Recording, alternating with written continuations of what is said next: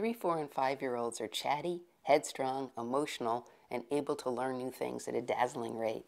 They mix fantasy and facts together and can say really funny things at the most unexpected times. They can also make you laugh one minute and make you want to scream the next. They already understand the physical world basics. If you drop something, it always falls down, never goes up. Now they're trying to understand what happens in the social world. What do the humans who care for me do if I refuse to eat my green beans? How about if I draw on the wall? What if I kiss you on the nose instead of going to bed? Then will you let me stay up? If I demand candy in the checkout line, will you give in? Will crying turn a no into a yes?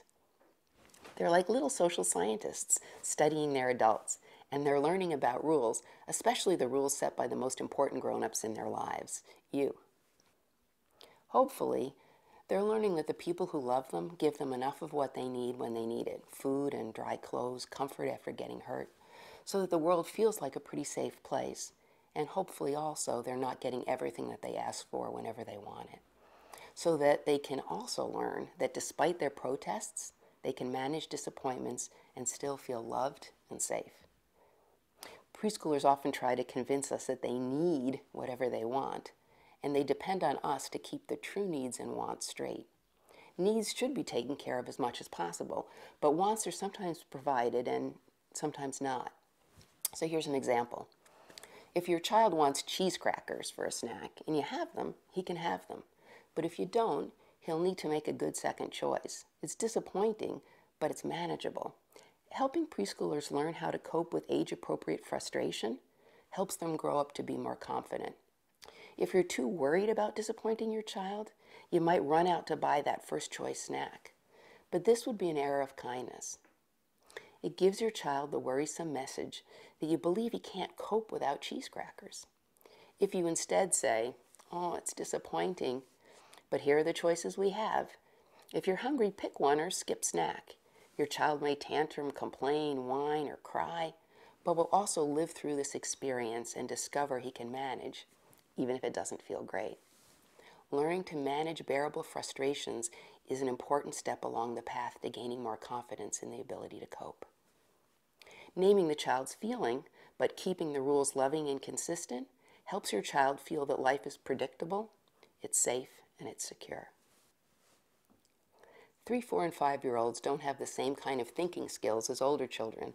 Their way of reasoning is called magical thinking. They think that everything happens because of something they thought or they did. If good things are happening, it's a powerful, self-important feeling. But when difficult things are happening, they feel to blame. For example, my parents argue all the time because I'm not a good enough child to make them happy. Young children need us to explain things so they don't feel overly responsible for things they didn't cause. Finally, I want to talk about rules. For young children to learn to follow them, the rules have to be age appropriate, meaning that the child can understand them, and they have to be consistent, not dependent on the mood of the grown-up. Every adult doesn't need to have the same rules, but each individual does need to be predictable in what his or her rules are. For example, Grandma might allow a second dessert, but absolutely no eating except at the table. Mom, on the other hand, may not allow second desserts, but be fine with snacks in the playroom. Young children are very capable of learning that different people have different rules.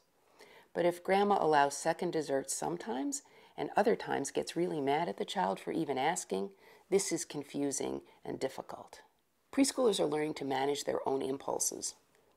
Their ability to follow a rule will vary according to their mood, the amount of your supervision, and how appealing it is to not follow the rule. So, for example, experimenting with the DVD player buttons might be really interesting, so hard to manage the impulse and resist pushing a button when no one's watching. But playing with the doorknobs, it just may not arouse the same kind of curiosity. In other words, all rules are not equally easy to obey. Be as consistent as you can be, and explain why a rule is important. This helps children to learn. Explaining why you change a rule on a particular day, like letting your children stay up late because your friends are visiting, will help your child understand your rules with less need to test the limits. Whenever possible, explain the emotional consequences to children too. For example, try saying to your child, If you keep kicking your feet instead of cooperating while I'm putting on your shoes, I'm going to get angry. And when I get angry, I use my angry voice, and you don't like my angry voice. Explaining the sequence helps children understand how their actions can lead to an emotional response, often one that they don't want.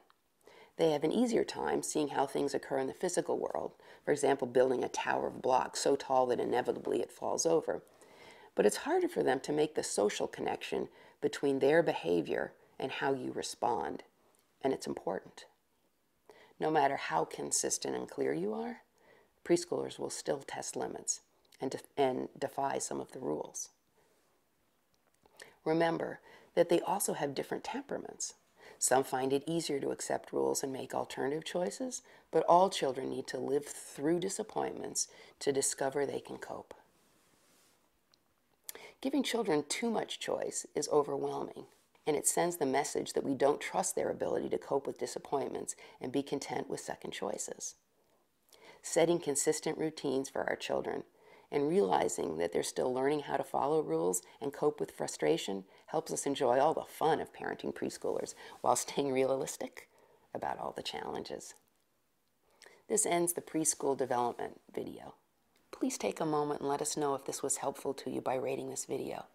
Also, let us know if you'd recommend it to another parent or a friend. Thank you. Your feedback is important to us.